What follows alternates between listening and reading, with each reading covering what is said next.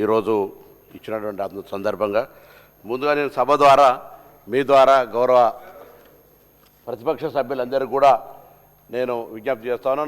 నేను మీ అనుమతి కూడా తీసుకున్నాను అధ్యక్ష. మొన్న ఈ మధ్య వేములవాడకు శృంగేరి పీఠాధిపతి వచ్చినప్పుడు అక్కడికి వెళ్ళినప్పుడు వారు ఒక శంకర పటం గురించి ఒక వివరించినారు అధ్యక్ష. అంటే ఎంత వైరుధ్యం ఉన్నా ఎన్ని అంశాలు ఉన్నా ఆ విధంగానైతే ఒక కలిసి ఉండాల్సిన అవసరం ఉందో నేను గౌరవ ప్రతిపక్ష పార్టీలకు కానీ అందరికీ కూడా, ఇది ఎవరికో ఒక్కరిని ఉద్దేశించినటువంటిది కాదు అధ్యక్ష. ఇది శంకరునికి సంబంధించినటువంటి కుటుంబ పరివార ఫోటో అధ్యక్ష. ఇందులో శంకరుడి వాహనం నందిగా, పార్వతి వాహనం సింహంగా, అదేవిధంగా మరి కుమారస్వామి వాహనం నెమలిగా, విఘ్నేశ్వరుని వాహనం ఎలుకగా ఉంటుంది అధ్యక్ష. ఇందులో ఒకదానికి ఒకటి పడదు అధ్యక్ష.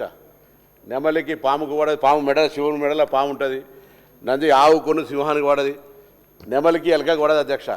కానీ ఒక పరివారంలో ఎట్లయితే కలిసి శివపార్వతుల పరివారంలో ఎట్లా ఉంటుంది, నేను పర్మిషన్ తీసుకున్నా సార్, నేను పర్మిషన్ తీసుకున్నా.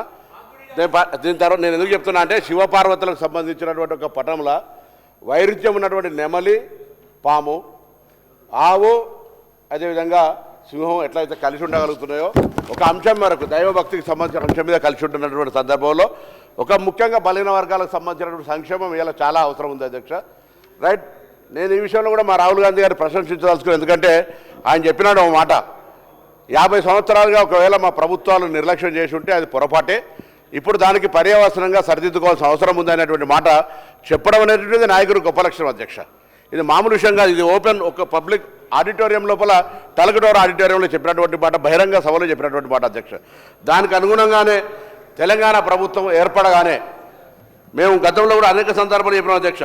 మహాత్మా జ్యోతిబా పూలే గారు కూడా చెప్పినట్టుగా ఏ సమాజమైన అభివృద్ధి సాధించాలంటే విద్యే ప్రధాన ఆయుధం, ఆ విద్య ద్వారానే వెనుకబడిన వర్గాల సమగ్ర అభివృద్ధి సాధ్యమవుతుందనే విశ్వాసంతో ఈ ప్రభుత్వం పనిచేస్తుంది.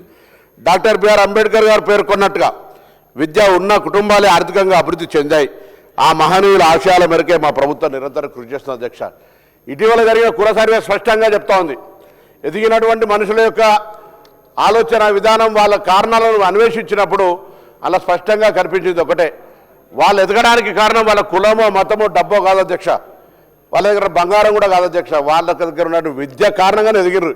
ఇలా ఎదిగిన ప్రతి కుటుంబాన్ని మీరు ఒకసారి పరిశీలించినట్టయితే ఆ కుటుంబంలో విద్యావంతులైన వాళ్ళ వల్లనే ఎదిగింది. కాబట్టి మా ప్రభుత్వం విద్యాపరంగా ప్రత్యేక శ్రద్ధ తీసుకుంది. నేను కాదంటే నేను 300 గురుకులాలు పెట్టిండొచ్చు, కానీ 327 గురుకులాలలో 26 మాత్రమే ప్రభుత్వపరం ఉన్నాయి, 301 గురుకులాలు లేవు. వాటికి ఇవాళ మేము మా ప్రభుత్వం తరఫున ఇంటిగ్రేటెడ్ స్కూల్స్గా మరి అనేక సందర్భాల్లో దయచేసి వాళ్ళందరినీ కూడా సొంత భవనాలు కట్టడమే కాకుండా పిల్లలకు అర్ధాకలితో ఉండొద్దు అనేటువంటి ఆలోచనతోటి మరి వాళ్ళందరికీ కూడా మెస్ ఛార్జీలు, డైట్ ఛార్జీలు పెంచినటువంటి కార్యక్రమం తీసుకున్నాం అధ్యక్ష. మేము మంత్రి అయిన కొత్తలా దసరా సెలవులు వచ్చినాయి, దాని తర్వాత పాఠశాలలు, హాస్టళ్ళు తిరిగి ఓపెన్ చేసే సందర్భం వస్తే అనేక మంది దయచేసి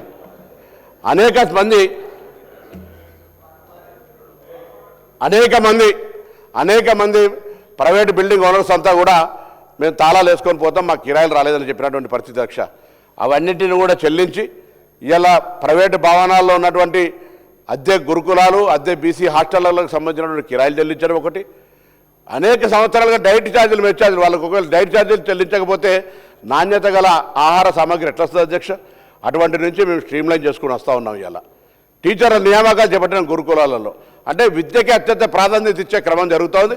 తప్పకుండా నేను సభ ద్వారా నా సహచార గౌరవ శాసనసభ్యులకు, రాజకీయ పార్టీలందరూ కూడా విజ్ఞప్తి చేస్తా ఉన్నాం, తప్పకుండా ఈ సంవత్సరం మీరు స్థలాలు కేటాయించినటువంటి ఆత్మగౌరవ భవనాలలో బరాబర్ ఆత్మగౌరవ భవనాలు కట్టి తీరుతాం ఈ సంవత్సరం.